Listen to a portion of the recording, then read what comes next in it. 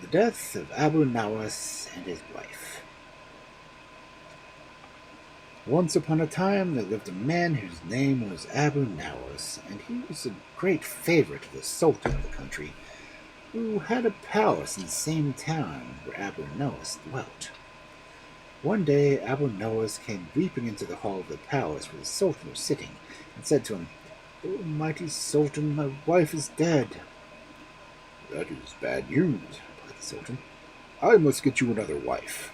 And he bade his grand vizier to send for the sultana. "This poor Abu Nawas has lost his wife," he said, when she entered the hall. "Oh, then we must get him another," answered the sultana. "I have a girl that would just suit him exactly." And she clapped her hands together. At this signal, a maiden appeared and stood before her. "I've got a husband for you," said the sultana. "Who is he?" asked the girl. "Abu Nawas." "Abu Nawas, the jester," replied the sultana. "I will take him," answered the maiden, and as Abu Nawas made no objection, it was all arranged. The sultana had the most beautiful clothes made for the bride, and the sultan gave the bridegroom his wedding suit, and 1,000 gold pieces into the bargain, and soft carpets for his house. So Abu Nawas took his wife home, and for some time they were very happy, and spent the money freely which the sultan had given them, never thinking that they should do more when that was gone. But come to an end it did, and they had to sell their fine things one by one, till at length nothing was left but a cloak piece and one blanket to cover them. "We have run through our fortune," said Abu Nawas. "What are we to do now? I am afraid to go back to the sultan, for he will command his servants to turn me from the door. But you shall return to your mistress and throw yourself at her feet and weep, and perhaps she will help us." "Oh, you had much better go," said the wife. "I shall not know what to say." "Well, then, stay at home if you like," answered Abu Nawas, "and I will ask to be admitted to the sultan's presence, and will tell him with sobs that my wife is dead, and that I have no money for her burial. When he hears that, perhaps he will give us something." "That's a good plan," said the wife, and Abu Nawas set out. The sultan was sitting in the hall of justice when Abu Nawas entered, his eyes streaming with tears, for he had rubbed some pepper to them. They smarted dreadfully, and he could hardly see to walk straight, and everybody wondered what was the matter with him. "Abu Nawas, what has happened?" cried the sultan. "Oh, noble sultan, my wife is dead," wept he. "We all must die," answered the sultan, but this was not the reply for which Abu Nawas had hoped. "True, O sultan, but I have neither shroud to wrap her in nor money to bury her with," went on Abu Nawas, in no wise abashed by the way the sultan had received his news.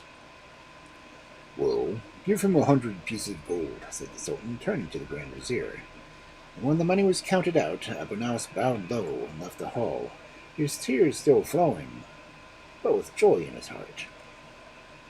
"Have you got anything?" cried his wife, who was waiting for him anxiously. "Yes, 100 gold pieces," he said, throwing down the bag, "but that will not last us any time. Now you must go to the sultana, clothed in a sackcloth and robes of mourning, and tell her that your husband, Abu Nawas, is dead, and you have no money for his burial. When she hears that, she will be sure to ask you what has become of the money and fine clothes she gave us on our marriage. You'll answer, 'Before he died, he sold everything.'" The wife did as she was told, wrapping herself in a sackcloth, and went up to the sultana's own palace, and she was shown to have one of the Sabia's favorite attendants. She was taken without difficulty into the private apartments. "What is the matter?" inquired the sultana at the sight of the dismal figure. "My husband lies dead at home. He spent all our money and sold everything. I have nothing left to bury him with," sobbed the wife. Then Sabina took up a purse containing 200 gold pieces and said, "Your husband served us long and faithfully. You must see that he has a fine funeral." The wife took the money, and kissing the feet of the sultana, she joyfully hastened home. They spent some happy hours planning how they should spend it, and thinking how clever they had been. When the Sultan goes this evening to Sabina's palace, said Noah, she will be sure to tell him that Abu Nawas is dead.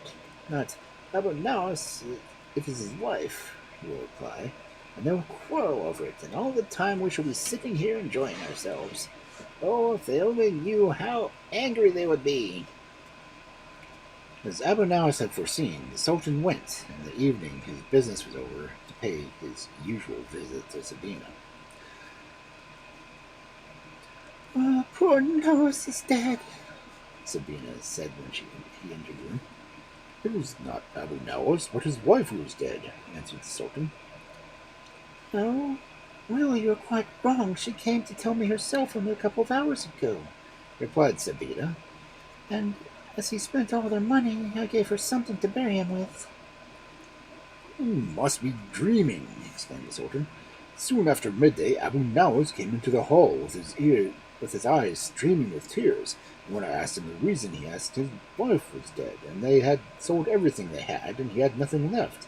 So much as would buy her a shroud, far less for a funeral. For a long time they talked, and neither would listen to the other, till the Sultan sent for the doorkeeper and bade him go instantly to the house of Abu Nawas and see if it was the man or wife who was dead. But Abu Nawas happened to be sitting with his wife behind a latticed window, which looked into the street, and saw the man coming, and sprang up at once. There's the Sultan's doorkeeper. They've sent him here to find out the truth. Quick, throw yourself on the bed and pretend that you're dead. And in a moment his wife was stretched out stiffly, with the linen sheets spread across her, like a corpse. She was only just in time, for the sheet was hardly drawn across her when the door opened and the porter came in. Has anything happened? Asked he. My poor wife is dead, replied Abu Nawas. Look, she is laid out here. And the porter approached the bed, which was in the corner of the room, and saw the stiff form lying underneath. We must all die, he said, and he went back to the Sultan. Well, have you found out which of them is dead? Asked the Sultan. Yes, noble Sultan, it is a wife, replied the porter. He only says that to please you, cried Sabina in a rage. Calling her own chamberlain, she ordered him to go at once to the dwelling of Abu Nawas to see which of the two was dead. And be sure to tell the truth about it, she said, or it will be the worse for you. As the chamberlain drew near the house, Abu Nawas caught sight of him. There's the Sultana's chamberlain, he exclaimed in fright. Now it is my turn to die. Be quick and spread the sheet over me. And he laid himself on the bed and held his breath when the chamberlain came in. Oh, what are you weeping for? Asked the man, finding the wife in tears. My husband is dead, answered she, pointing to the bed. And the chamberlain drew back the sheet and beheld Abu Nawas lying stiff and motionless. Then he gently replaced the sheet and returned to the palace. Well, have you found out this time? Asked the Sultan. My lord, it is the husband who is dead. But I tell you he was with me only a few hours ago, cried the Sultan angrily. I must get to the bottom of this before I sleep. Let my golden coach be brought round at once. The coach was before the door in another 5 minutes, and the Sultan and Sultana both got in. Abu Nawas ceased staying a dead man, and was looking into the street when he saw the coach coming. Quick, wife, quick! He called. The Sultan will be here directly, and we must both be dead to receive him. So they laid themselves down and spread the sheet over them, and held their breath. At the instant the Sultan entered, followed by the Sultana and the chamberlain, and he went up to the bed and found the corpses stiff and motionless. I will give 1,000 gold pieces to anyone who will tell me the truth of this, he cried. Then at his words, Abu Nawas sat up. Give them to me, then, said he, holding out his hand. You cannot give them to anyone who needs them more. Oh, Abu Nawas, you impudent dog! Exclaimed the Sultan, bursting into a laugh in which the Sultana joined. I might have known it was one of your tricks. But he sent Abu Nawas the gold he had promised, and let us hope that it did not fly so fast as the last had done.